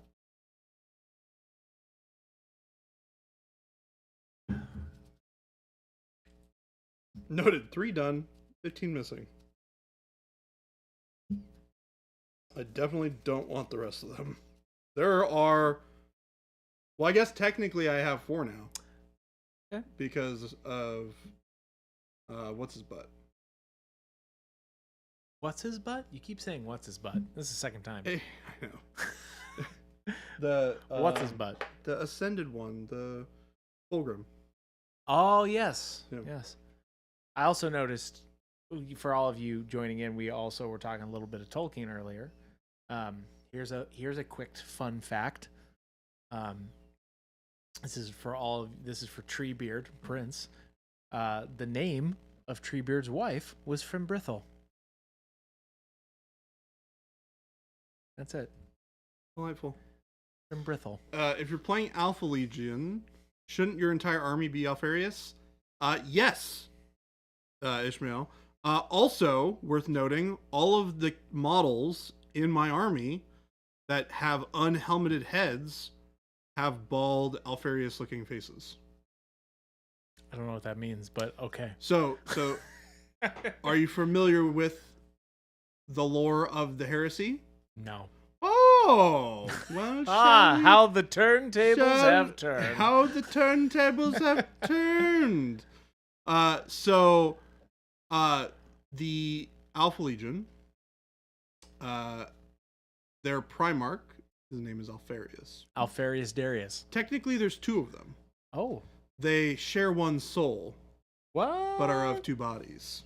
Wow. So there's Alfarius and Omegon. What about Alfarius Darius? Nope. No, he does not exist. But anyways, so Benihana. Where's Benihana come into this? I'm so sad I didn't take a photo of the Benihanas when I was in Anaheim.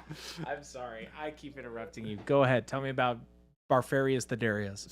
So he and many of his legionnaires. Yeah. So his legionnaires many of them have undergone facial reconstruction surgery to make them look more like Alfarius. Oh. Because their whole thing is... That's kind of fun. So you're doing... The Alpha Legion's like the Spec Ops, yeah, undercover, okay, shadowy organization sub-faction. Shadowy organization. And so their whole thing is anybody in the Legion could be Alfarius. Oh, okay. So that's why they all got cosmetic surgery, fixed up their faces, and now that's how you're painting the people without helmets. Yeah. That's dope. Yeah. Alfarius Darius left the war to form Hootie and the Blowfish. Hootie and the Blowfish. Yikes. Yikes, everyone. I feel like Jordan is describing life in SoCal. That's hilarious. Well, if you guys haven't been fully nerded out today with Horus Heresy and Tolkien bits, I didn't even scratch the surface, man. I was just doing cliff notes, which is okay. Right. I feel like we talked a lot. And here's we're getting to a little bit of dry brush territory here. Okay, what are you doing here? So we're dry brushing rich gold. Gold. You know what? We don't need to do that. I was about to say, what's the next level? Bright gold. Oh, Gandalf, what are runes? What are moon letters?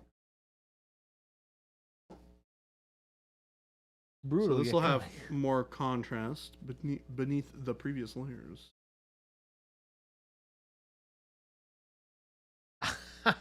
Sorry, why do I feel that Friday streams are like Monty Python levels of nonsense And Saint Ethela raised the hand grenade up on high, saying, O Lord, bless this thy hand grenade, and with this I shall blow my enemies to tiny bits in thy mercy.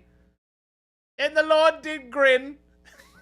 The Lord did And grim. the people did feast upon the lambs, and sloth, and carp, and anchovies, and orangutans, and breakfast cereals, and fruit bats, and large skip a bit, brother. I could quote that whole thing. Oh my gosh. OMG, Mike, explain Balerian. No. We don't have time. Valerians? Please, do tell. No, I'm not going to do it. Loving all the I'm voice not acting on gonna stream do it. today. Games played poorly are there female and children orcs. There are spawns. To explain that a little bit more in detail, there are spawns. Essentially, you don't want to call them like orc children. They're all manufactured, I would say. So that's kind of explains that. And yes, I'm sorry. As a kid, I quoted Monty Python for just like all day long.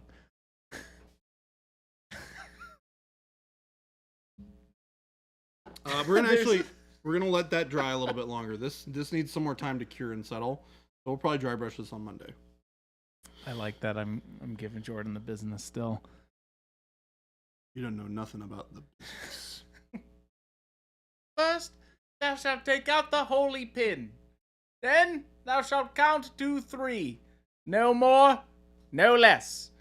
3 being the number thou shalt count, and the number of the counting shall be 3. 4 thou shalt not count, neither count now 2, excepting that thou then proceed to 3. 5 is right out. Once the number 3, being the third number, be reached, then lobbeth thy holy hand grenade of Antioch towards thy foe. Being naughty in that sight, shalt not it? Amen. Amen. So dumb. What? Which one is this from? That's from Monty Python and the Holy Grail. Okay. OMG, Mike, I'm so proud. I'm so proud. Thank you. And scene. And scene. Thank you. Christopher, you were meant to play that part? It's so silly. You can imagine me as like a 12-year-old Chris running around. This is quoting Monty Python. All right. So since everything else is still drying, The Frenchman. This master is the Kilalawamba. This castle is the master of my Kilalawamba. I don't know the quotes too much of that one. Everybody, your father smelled of elderberries. All right, that's enough of that. I think Christopher is That's broken. enough of that. Christopher has been broken. You remember the knights who say knee? We are now the knights. We are the knights who say knee. We are no longer the knights who say knee. We are now the knights who say icky, icky, icky, putang, rude boy. Knee. What the heck?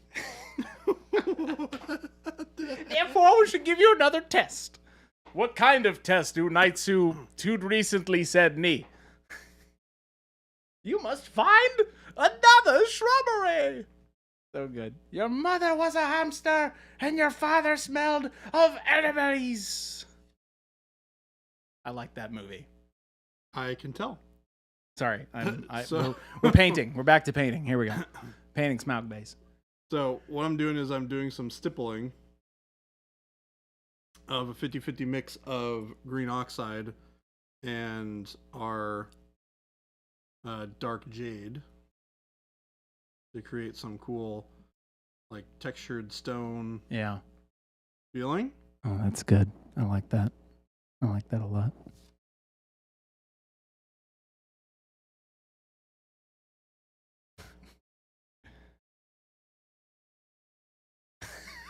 Now there's just quotes from Monty Python coming in. Oh, Lord. Oh no. Please, this is supposed to be a happy occasion. No, let's not bicker and argue about who killed who. All this will be yours. What, the curtains? No, not the curtains, lad.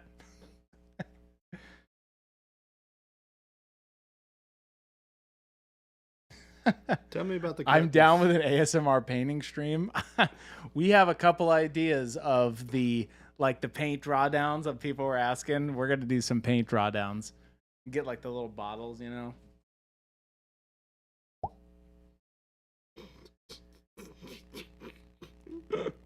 And today we're going to be doing Christopher is killing me slowly Dark Jade. and with malice. It's hot. I just picked up green oxide today in Sweden. Any things to keep in mind when using it since it's satin? From Vector. It's not super satin. Still has a little bit in there. It's got a little bit of sheen, but especially if you're gonna mix it with something else too, like you won't notice it really. I like our level of satin. It makes it nice. Yeah, it's like not too glossy, but just a little bit of hint of it, right. Which makes it really nice. And you can always mix in a little bit of glaze and wash medium if you want to tone it down a little bit, because the glaze and wash medium does have mattifying agent in it as well. Welcome back, Nutzen. That's a way for you to get a little bit of a more matte finish. Okay, but not Citadel satin. Yes, it's not. No. Citadel satin is like I feel gloss. like that is like a gloss paint. Yeah. You're stippling, say that one more time. OMG, Mike is asking what he's stippling. It's a 50-50 mix of dark jade and green oxide. Okay, dark jade and green oxide.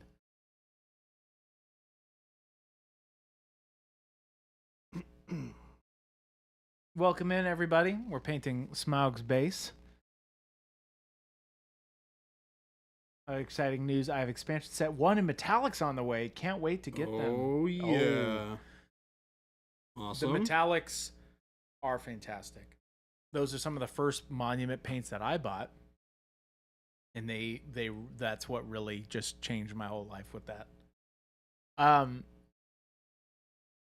Rick, this is a model base for Smaug the Golden, Smaug the Terrible, Smaug the unaccessibly wealthy, the greatest and chiefest of calamities, a fire drake of the Third Age and from the north. Yeah, he just like flew down from the north and just like So sat just on a... how dark is the dark silver? It's not too dark.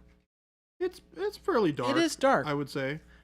What's one of my favorite workups is doing the rusty brown. I know I've said that a bunch, but that's Jason showed me that technique a while ago, and that is like one of my favorite techniques is like rusty metal. Like the one that we did on the court? Yes. Yeah. Yes. OMG, Mike, how are you gonna tone back down the darker cold stone color? Very curious. Oh yes, yep. Chris the Barrel Rider. So this is a good example of... Is it like gunmetal or darker? Just you want to It's darker than gunmetal. No, not that one. Was the other one. Well, I have the other one. It's in my office. Oh, okay. Yeah. But You it's the same workup. You want to show him dark metal on your finger? Yeah. Yeah, I can do that. Dark silver. Correct? Remember to snag the last.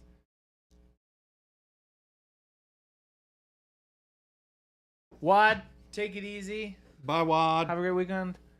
Say hi to your mother for me. Okay, we're doing some dark silver here. Ah, Gandalf. What are runes? What are moon letters?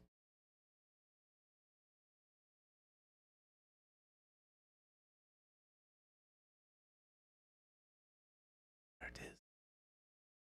There it is. The Bridge of Death.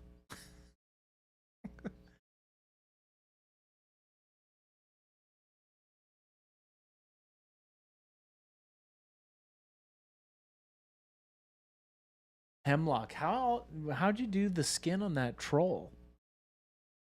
On this troll? Yeah, that's a good question. It's a cool workup. I don't really remember. Do you remember? I mean, I could probably figure it out. That troll came out awesome. It's like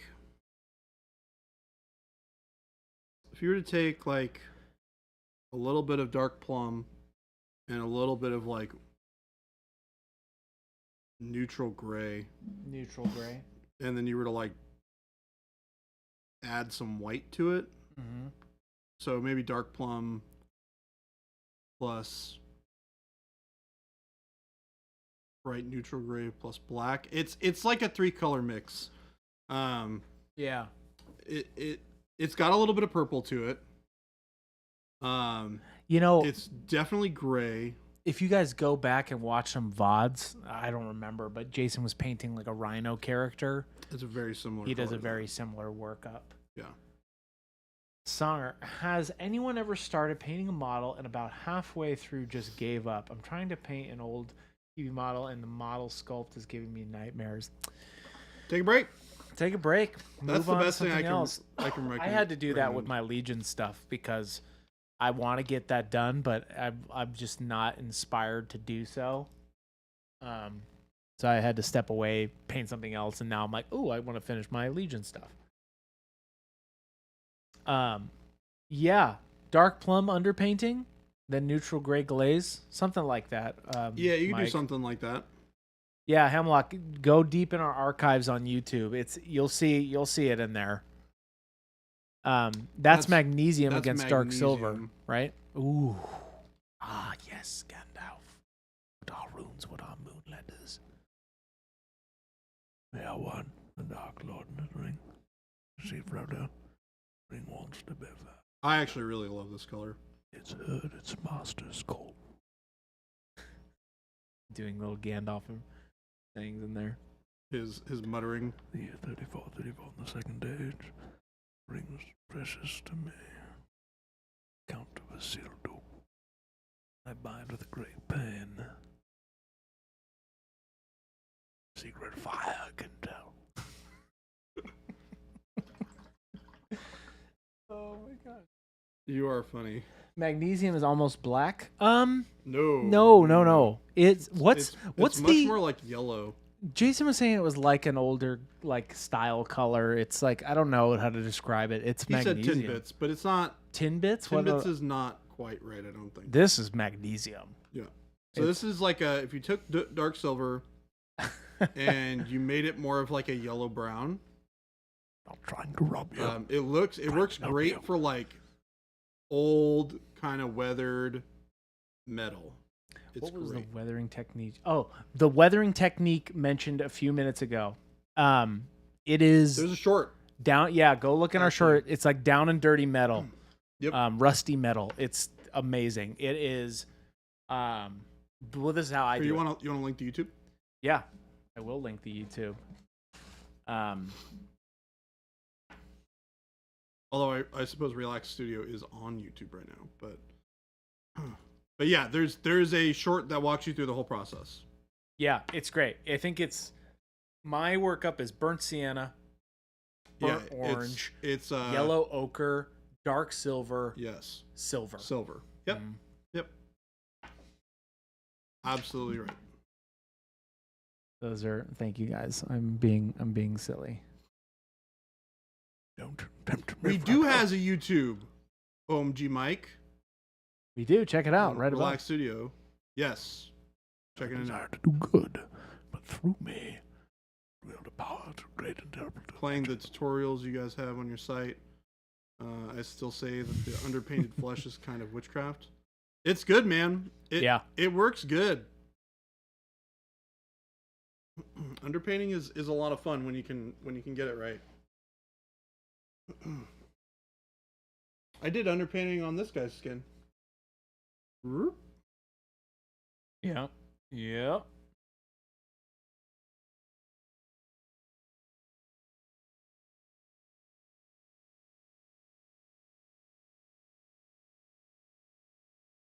For fun. trying to pretend the shorts were auto-playing on my personal PC all day while I work. Paint liquor. It's not Lisan Al Gaib. It's Jason Al Gaib. Jason Al Gaib. Yeah, we're getting there. We're catching up on our orders and our stock, you guys. Thank you for your patience.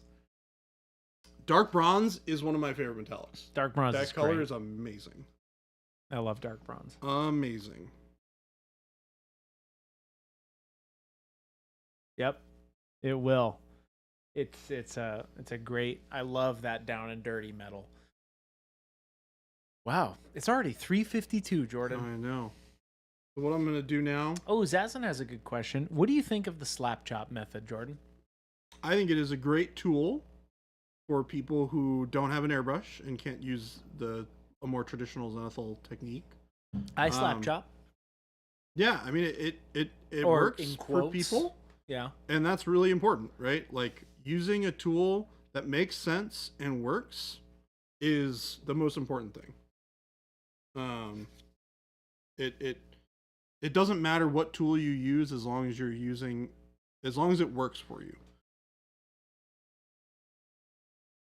And what I'm doing right now, by the way, is I'm doing a really heavy overbrush of the gold. So that way it still is really bright. You can see it kind of overbrushing onto this dark down here.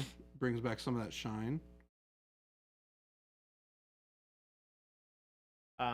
Going back, game delay, not vegetable or chicken stock. Watching the stream every day makes it really hard to keep straining to do my test East fillings with AP. Yep. Are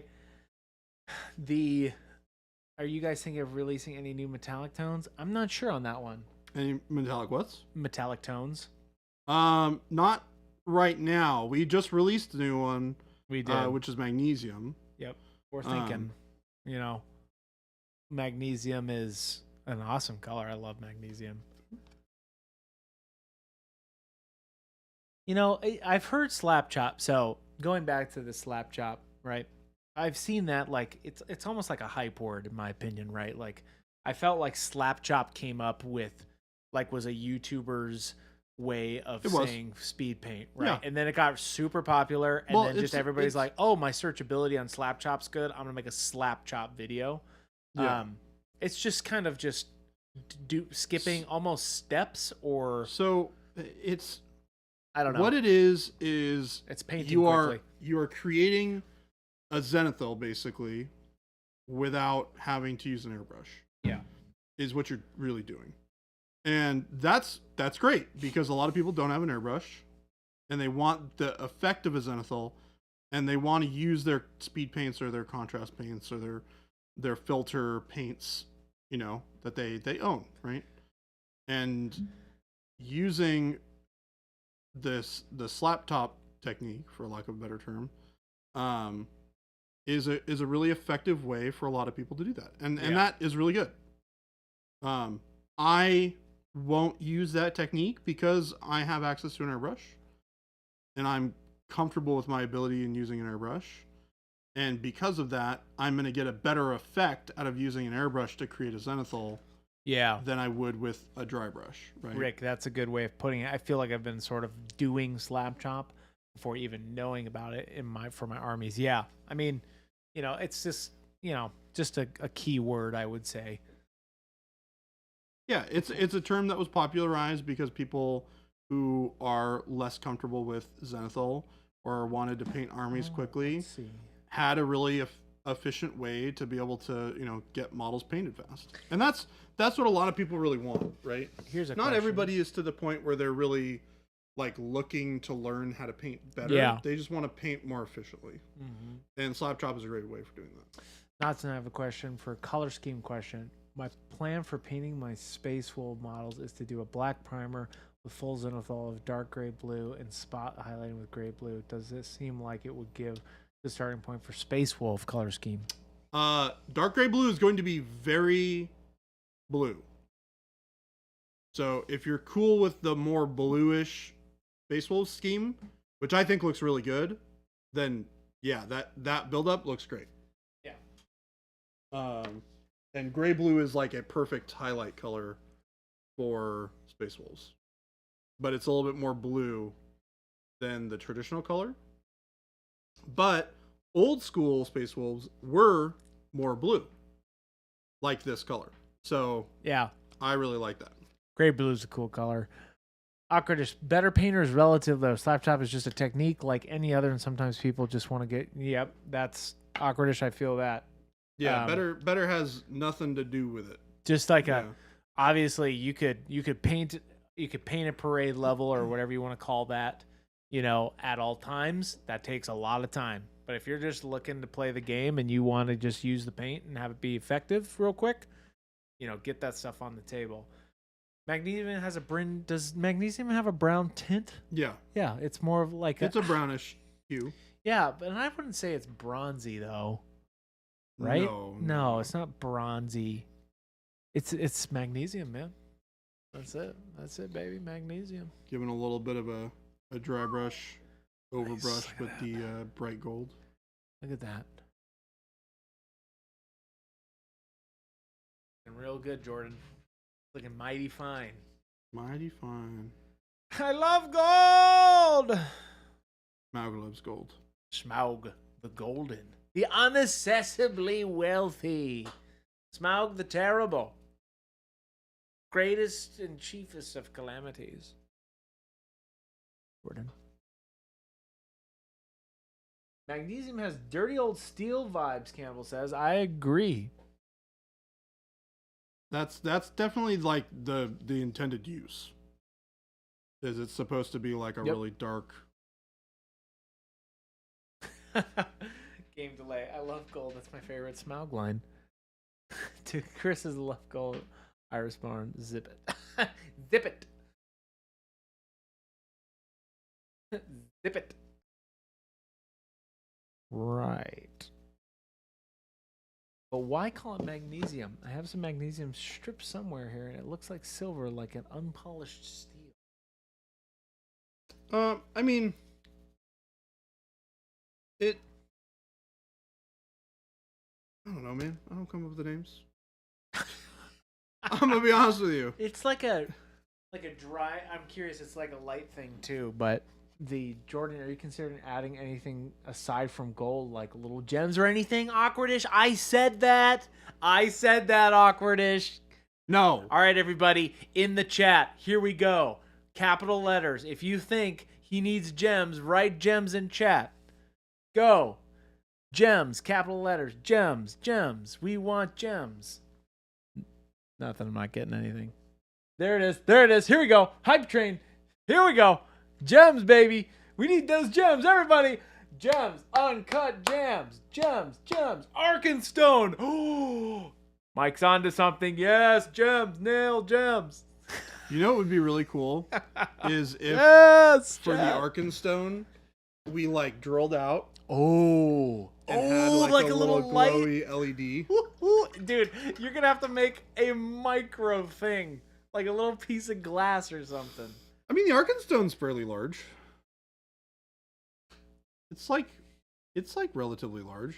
It is relatively large, but now you're doing it is Middle Earth at 25 scale? 25 millimeter? Yeah.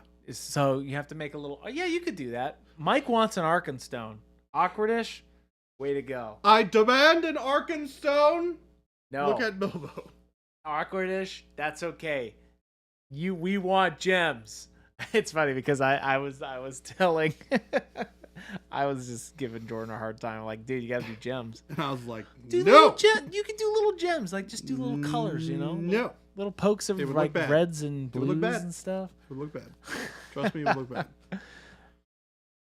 I wouldn't say the slap chop isn't good for beginners because I'm a beginner and that's how I started out batch painting my armies, and I'm only I feel you. It's the size of his palm. No, I think Noden's you hit it on the head. I think slap chop is a thing that is very attractive for newer painters because it simplifies a lot of the complication of doing a zenithal. It creates value on your model without having to like use an airbrush, without having to know how value works, and then you can paint on top of it, and you get a good result. Awkwardish. Mike says gems in the chests only. Mike, that's too easy.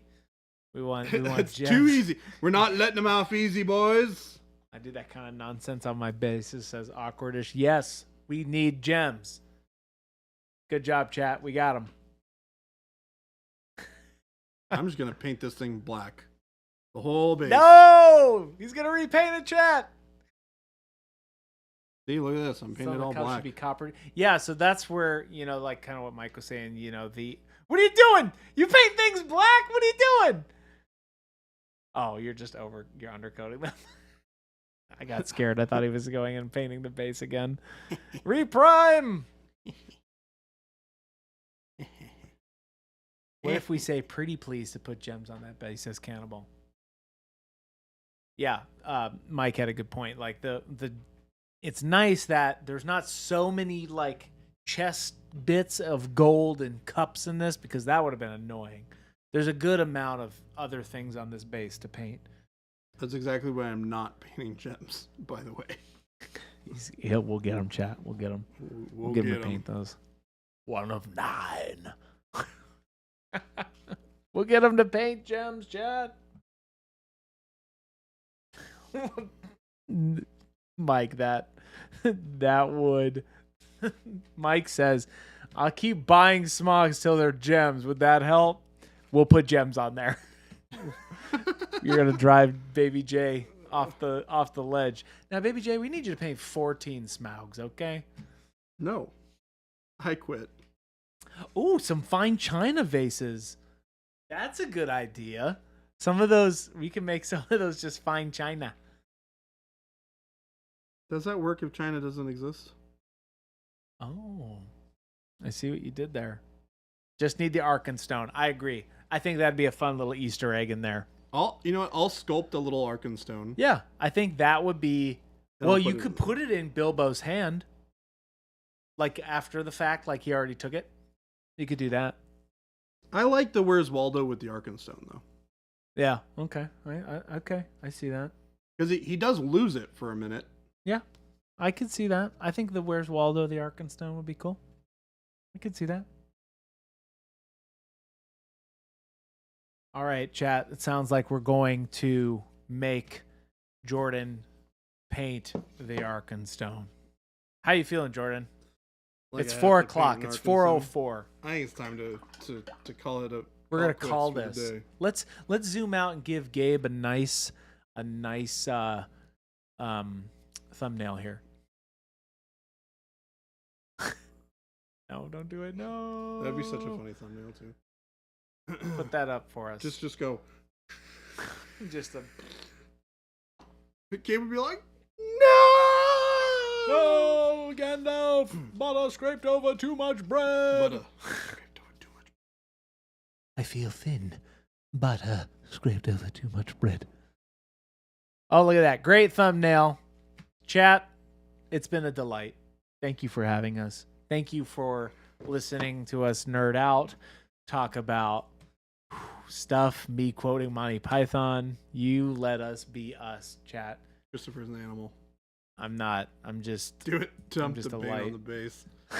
On the base. Bye, everyone. Until next time, everybody. We're gonna put up. We're gonna before put y'all some leave, links up. we're gonna put up a whole bunch of links. So you Let's guys see, make it's sure a you little check out the laggy links. on my side. Here we go. Don't forget, we stream 5 days a week, Monday through Friday, from 2 p.m. to 4 p.m. Arizona time. I say that because we do not observe daylight savings time. So that time will switch during the year. So if you have a curiosity as to what time it is, Google Arizona time. Yep. Thank you again. If you guys want to join us for more streams, make sure you drop a follow. Check out our Monument Hobbies store, where you can find all the wonderful paints that we've been using on stream today. Make sure you check out the FLGS link as well, which is where you can find our paints in your local game stores. There you have it, chat. You want to check out our YouTube channel link as well, which we put up a little bit earlier. We have all of our short content and all of our long form video content on there as well.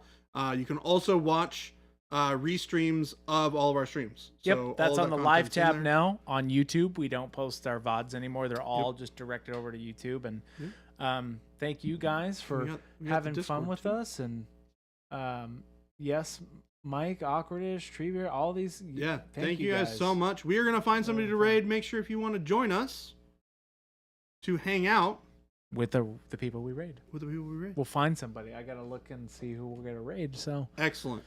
All right, you guys. See y'all Take on it easy. Monday. Bye bye.